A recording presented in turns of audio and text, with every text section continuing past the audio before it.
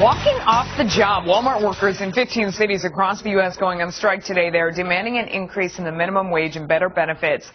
It looks like countless Walmart employees just took off their aprons and hit the street, right?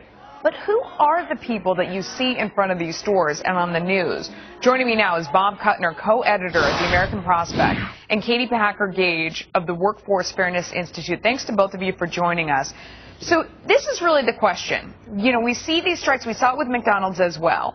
And you wonder who these folks are. And in fact, the Tampa Tribune and you know, reports came out after we saw the McDonald's workers last week, reporters that went down on the front lines and found that they weren't actually workers from inside the restaurant. In the Tampa Tribune today, they are talking about the force outside of Walmart and say that they are coming from our Walmart, which came from the United Food and Commercial Workers International Union, and organized in order to target big box retailers. Not that they don't have the right to do this, but it's not this story that you see everywhere in the media that these are folks that walked off the job. Bob, what do you think about that? Do you agree with that? Some of them are folks who took the job at great risk to their jobs. Some of them are union organizers. I mean, unions believe in solidarity. Unions have been helping other workers organize unions as long as there's been a labor movement. We just celebrated the 50th anniversary of the March on Washington. And people were accused back then of being outside agitators. And union staffers, union volunteers marched arm in arm with Dr. King. I think that's a great thing. It's hardly a story that union organizers go in and try to help organize unorganized workers. That's not news. Katie, is it not a story?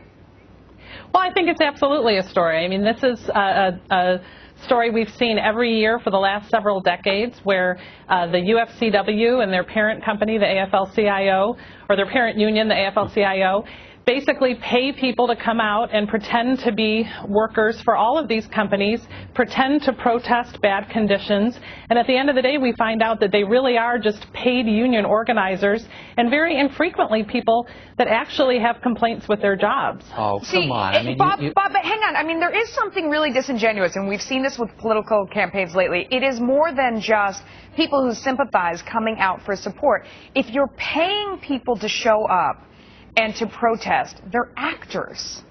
Wait a minute. Thousands of fast food workers at peril to their jobs have taken a day off work to protest the fact that But that's not what the reporters who went down to the front lines actually said. I mean, when you looked in the papers, especially here in New York, and you looked online to the reporters that went down and talked to people, they had person after person after person where they said they didn't find workers that were out front. And it kind of makes sense, because if you have 1,000 people in front of a McDonald's, 1,000 people don't work at that McDonald's. No, so these people on. in there, they're not from there. Bob knows very well that these are not organic uprisings. I want to make sure we're fair. Bob, go ahead and respond to that. The point is, these people are being paid a wage that they cannot live on. No. We're talking about the people outside. There's a report from Talk to me about the folks Retail's outside. Hidden Potential that says that these could very you easily afford to pay workers a living wage. If you're saying that some of the people on picket lines, I've walked a picket line, are sympathizers, some are union organizers. No, paid. I'm talking about the folks that are paid to be there. I'm saying that that's disingenuous to the public. And then I think it's something... Union staffers get a salary. They walk picket lines. That's what we're talking about. We're talking about people who've been paid by the hour to be there. You're not telling your viewers that none of the people who walked out are actually union workers, because that would not be true. I'm telling them that people outside, when they see them on the news, are paid to be there. And I don't know what the difference between that and being an actor is. And I'm not talking about salaries. I'm talking about people who are paid by the hour. Katie, you go ahead. It's your turn. Well, you know, there's 1.4 million, something like that, Walmart associates across the country, and it's not even a fraction, really, of those that have been recruited by these union center organizations to come out and sort of be propped up in front of crowds of paid protesters. That's what they are. I mean, these reporters are finding it out when they actually ask the question, you know, are you a Walmart associate? Are you a McDonald's worker? For the most part, these are paid protesters. That's what it is. It's actors. Bob knows it. We all know it. It's it's all for show for the press.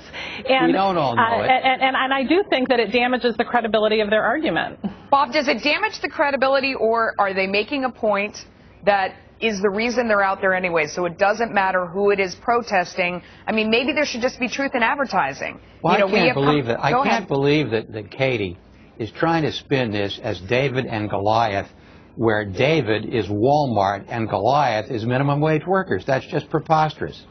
That's absolutely not what I'm trying to suggest. What I'm trying to suggest is that these union center organizations are not necessarily out for the best interests of the workers of, whether McDonald's employees or Walmart associates. These are not people that are seeking out our Walmart to represent them. Our Walmart and other groups by similar names for the last 20 years have been trying to come in, and basically the workers have said, look, we're just not that into you. But they don't let up. They pay people to come and protest. Bob, I'll give you the last word. What about that? Because that's one side of the argument, that these are unions whose ranks are dwindling and they're coming out to prey upon workers who frankly can't afford to pay union dues on top of trying to take care of their families. Go ahead, I'll give you the last word. Walmart workers get fired if they try to organize a union. They need all the help they can get. Unions have been about solidarity for 150 Absolutely years. False. Unions help other workers. That's what the movement's all about. All right, we're going to leave it there. Thanks to both of you for a spirited debate. We appreciate your time.